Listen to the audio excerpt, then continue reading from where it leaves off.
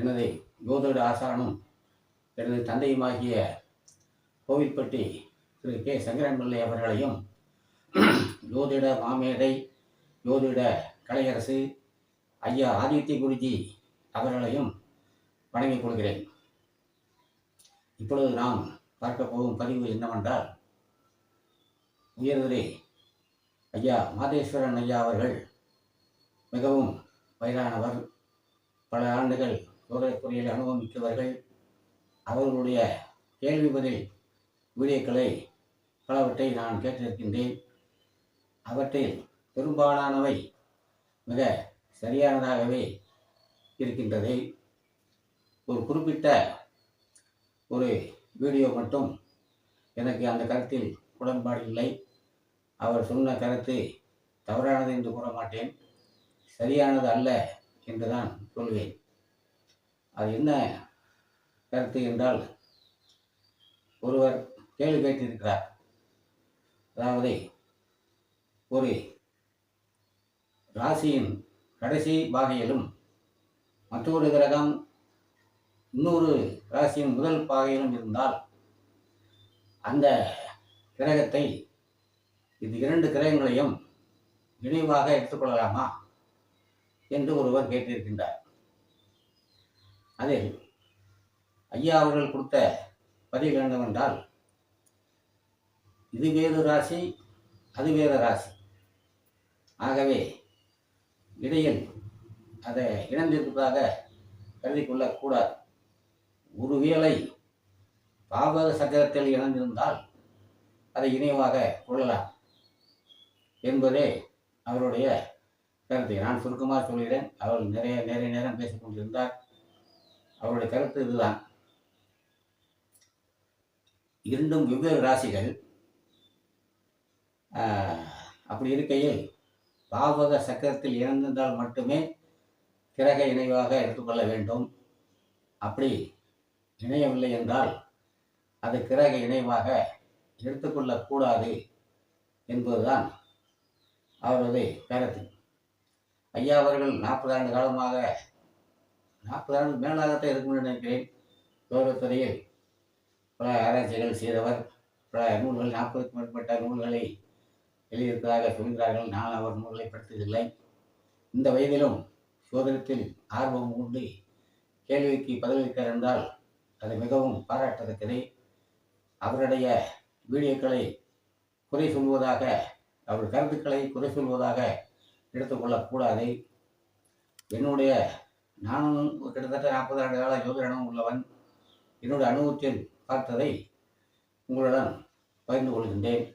அதுபோக ஜோதிட மாமேதை ஜோதிட கலையரசு ஐயா ஆதித்ய குருஜி ஐயா அவர்கள் இதே போல கிரக இணைவு பற்றி சொல்லும் பொழுது, ராசி மண்டலங்களுக்கு இடையில் சீன சுவர்கள் எதுவும் கிடையாது. எப்படி? ராசி மண்டலங்களுக்கு இடையில் சீன சுவர்கள் போல எந்த சுவரும் கிடையாது. ராசிகள் என்பது நமது கணக்குக்காக சொல்லப்பட்ட ஒரு கற்பனை கோடுதானே தவிர, வானமண்டலத்தில் எந்தவித கிரகங்கள் அருகருகே இருப்பதற்கு எந்த விதமான தடைகளும் இல்லை. அவைகளை இணைவாகத்தான் கருத வேண்டும். அடுத்தடுத்த ராசியில் இருந்தாலும் அவை இரண்டும் இணைந்ததாகத்தான் கருத வேண்டும் என்பதே ஆதித்ய குருஜி ஐயா அவர்களுடைய கருத்து. இதில் ஆதித்ய குருஜி ஐயா அவர்கள் கருத்து தான் சரியானது என்பது என்னுடைய அனுபவத்தில் நானும் பார்த்துள்ளேன். நான் நிறைய ஜாதகங்கள் பார்த்துள்ளேன். அதில் ஒன்றை மட்டும் உங்களுக்கு உதாரணத்துக்காக ஒன்றை மட்டும் சொல்லியிருக்கேன். அதாவது, ஒரு புதனதுக்கான ஜாதகர் லக்னத்தில் சூரியன் சுக்கிரன், 2இல் வியாழன் புதன் இருக்கிறார்கள். 3ஆம் இடத்தில், அதாவது தைரிய பராகிராஃப் ஸ்தானம், புகழ் அந்தஸ்து கொடுக்கக்கூடிய தொலைத்தொடர்புத்துறை மற்றும் புகழை சேர்க்கக்கூடிய பாவகமான 3ஆம் இடத்தில் சனி ராகு அமர்ந்து, முதல் லக்னத்துக்கு 12ஆம் இடமாகிய ரிஷபத்தில் செவ்வாய் அமர்ந்து 4ஆம் பார்வையாக 3ஆம் இடத்தை பார்க்கிறார். ஆக மூன்றாம் வீட்டிற்கு செவ்வாய், சனி, ராகு என்னுடைய ஆதிக்கங்கள் வந்து விடுகின்றன. ஒரே நேரத்தில் சனி, ராகு, செவ்வாய் தொடர்பு கொள்ளும் போது அந்த பாவகம் கெடும் என்பது விதி இல்லையா?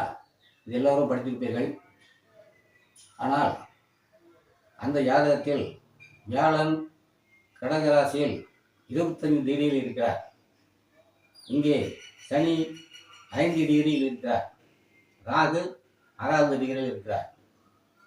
ஆக ஒரு 10 டிகிரி இடைவெளியில் 10 டிகிரி இடைவெளி இருக்கும் போதே அந்த பாவம் வெளிப்படுகிறது. அந்த வியாழனுடைய ஆகர்ஷண சக்தி இந்த சனிக்கும் ராகுக்கும் கிடைத்திருக்கிறது. அப்படித்தான் அதை சொல்ல வேண்டும். அது கிரைவு இணைவு என்று சொன்னாலும் சரி, அல்லது அந்த சுபக்கிரகத்தினுடைய ஒளித்தன்மை இந்த கிரகங்களுக்கு கிடைத்திருக்கிறது என்று சொன்னாலும் சரி, இணைவு என்று சொன்னால்தான் சுலபமாக புரியும். இந்த பலன்கள் அங்கு கிடைக்கும் என்ற அர்த்தத்தில் வரும். ஆகவே அந்த ஜாதகர், நான் சிறு வயதிலிருந்தே அந்த ஜாதகரை கவனித்து வருகிறேன். அவர் ஒரு அதாவது எம்ஏ பிஏ வக்கீலுக்கு படித்தவர். அவர் படித்துக் கொண்டிருக்கும் போதே எனக்கு நன்றாக தெரியும். பின்னாளில் அரசு வழக்கறிஞரானார். அதன் பின் இந்து முன்னணியில் மாநில செயலாளர் அளவில் பதவியில் இருக்கின்றார். நல்ல புகழோடு இருக்கின்றார். அவருடைய கருத்துக்கள் ஏற்றுக்கொள்ளப்படுகின்றன.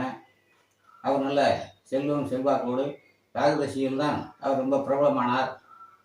எப்படி ராகுதசியில் தான் பிரபலமானார்? அப்படியானால் சனி ராகு சேர்க்கை, அந்த வியாழனுடைய அந்த ஆக்கிரம சக்தி, அந்த ஒளித்தன்மை என்று கூட எடுத்துக்கொள்ளலாம், அல்லது திரையை இணைவு என்று கூட எடுத்துக்கொள்ளலாம். அவ்வாறு இருப்பதால் தான் அந்த 3ஆம் இடம் வலுப்பெற்று அவருக்கு புகழ் சேர்த்தது என்று சொல்லலாம். லக்கணத்தில் சூரியன் சுக்கிரனுடன் இணைந்திருப்பதால் சூரியன் சுருத்துவமாகி அவருக்கு தலைமை பண்பு கிடைத்துள்ளது. அது மட்டுமில்லாமல் அவர் கட்சி ரீதியாகவும் கட்சிக்காரர்களோடும் நிறைய பழக்கங்கள் வைத்திருக்கார். அது பெரிய பெரிய ஆட்கள்லாம் பழக்கம் உண்டு. அந்த மாதிரியான ஒரு யோக ஜாதகமாக இருக்கின்றது. ஆனால் என்ன, உயிர்காரத்துவமாகிய இளைய சகோதரர் மட்டும் இல்லை. அதையும் வேணும், அதை விட்டக்கூடாது. உயிர்காரத்துவமான இளைய சகோதரர் மட்டும் அந்த ஜாதகம் கிடையாது. மூத்த சகோதரம் உண்டு, இளைய சகோதரம் கிடையாது. ஆக இதிலிருந்து என்ன தெரிகிறது என்றால், நான் ஜோதிட நண்பர்களுக்கும் ஜோதிட ஆர்வலர்களுக்கும் இந்த பதிவை பார்த்து கொண்டிருப்பவர்களுக்கும் நான் சொல்ல வருவது என்னவென்றால், ஒரு ராசியில் கடைசி 3, 4, 5 டிகிரிக்குள் இருக்கும் கிரகமும், அடுத்த ராசியில், அதாவது ஒரு ராசியில் கடைசியில் ஒரு 25, 26 டிகிரி கிரகமும், அடுத்த ராசியில் 3, 4 டிகிரிக்குள் 5 டிகிரி கிரகமும் அது இணையமாகவே எடுத்துக்கொள்ள வேண்டி இருக்கிறது. அதை பார்த்து பலன் சொன்னால்தான் அனுபவத்தில் சரியாக வருகிறது என்பதே என்னுடைய அனுபவத்தில் தெரிய வந்த ஒரு கருத்தாகும். இதில் ஆதித்ய குருஜி ஐயா மிகவும் தெளிவாக அவருடைய வீடியோவில் சொல்லியிருக்கின்றார். நான் அவரை நேரடியாக சந்தித்ததில்லை. அவருடைய வீடியோக்களை பார்த்து, அவருடைய புத்தகங்களை வாங்கி படித்து, அவருடைய மானசீக குருவாக நான் ஏற்றுக்கொண்டுள்ளேன். அவருடைய கருத்துக்கள் மிக மிக சரியாக இருக்கின்றது. அவர் வழியை பின்பற்றியே நானும் பலர்களை சொல்லி வருகின்றேன். இதில் முக்கியமான ஒரு விஷயத்தை சொல்ல வேண்டும் என்றால், அந்த ஜாதகர் என்னிடம் அவர் ஜாதகம் பார்க்க வரவில்லை. நான் திருநெல்வேலியில் இருக்கும் பொழுது அவர் வீட்டுக்கு ஒரு 10 வீடு தள்ளி நான் இருந்தேன். அப்பொழுது அவருடைய வளர்ச்சியை கண்டு அவர் ஜாதகம் எப்படி இருக்கும் என்று தெரிந்து கொள்ள அவரிடம் போய், உங்களுடைய பிறந்த வருடம், மாதம், தேதி, நேரம் கொடுங்கள் என்று கேட்டு வாங்கிட்டு ஜாதகம் கணித்து அதை பலன் பார்த்து அவருக்கும் பெரிய நோட்டில் எழுதி கொடுத்திருக்கின்றேன். ஆக ஒரு ஆர்வம்தான் காரணம். ஒருவர் முன்னிலையில் இருக்கிறார் என்றால், ஒரு நல்ல நிலை இருக்கிறார் என்றால், அவர் ஜாதகத்தில் எப்படிப்பட்ட கிரகங்கள் இருந்திருக்கின்றன, எந்த மாதிரி அமைப்புகள் இருக்கின்றன என்பதை ஆர்வத்தின் காரணமாகத்தான் வாங்கி பார்த்தேனே தவிர, அதே போல் நிறைய பேர்கள் கேட்டு வாங்கியிருக்கிறேன். சில பேர் ரொம்ப கஷ்டப்படுவார்கள். அவள் ஜாதகத்தையும் வாங்கி பார்த்துருக்கின்றேன். அதற்கு அதுக்கு அதுக்கு வேறு சப்ஜெக்ட் அது இன்னொரு தடவை சொல்லுவோம். ஆக ஒரு ஆர்வத்தின் காரணமாக வாங்கி பார்த்ததில் அதில் சில உண்மைகள் புலப்பட்டது.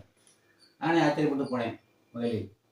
எப்படி என்றால், மூணாம் இடத்தில் சனிராகு, செவ்வாய் பார்வை, மூணாவணம் கெட்டு விட்டுட்டோமே, கிடவில்லையே, மூணாவண காலத்தில் அனைவரும் கிடைத்திருக்கிறதே என்னவென்று பார்க்கும் பொழுது, பின் ராசியில் வியாழன் புதன் இருக்கிறார்கள். அவர் வியாழன் மிக அருகில் 10 டிகிரிக்குள் இருக்கின்றார். இந்த இனவினால்தான் அவர் அந்த மூணாம் இடம் வலுப்பெற்று மூணாம் இட காலத்தில் அவருக்கு நிறைய கிடைக்கப்பட்டன என்று சொல்லலாம். இது மாற்று கருத்திருப்பவர்கள் கமெண்டில் தெரிவிக்கலாம். இதோடு இந்த பதிவை நிறைவு செய்து கொள்கின்றேன். மீண்டும் அடுத்த பதிவில் சந்திப்போம். எனது பதிவை பிடித்திருப்பவர்கள் லைக் செய்யவும், கமெண்ட் செய்யவும்.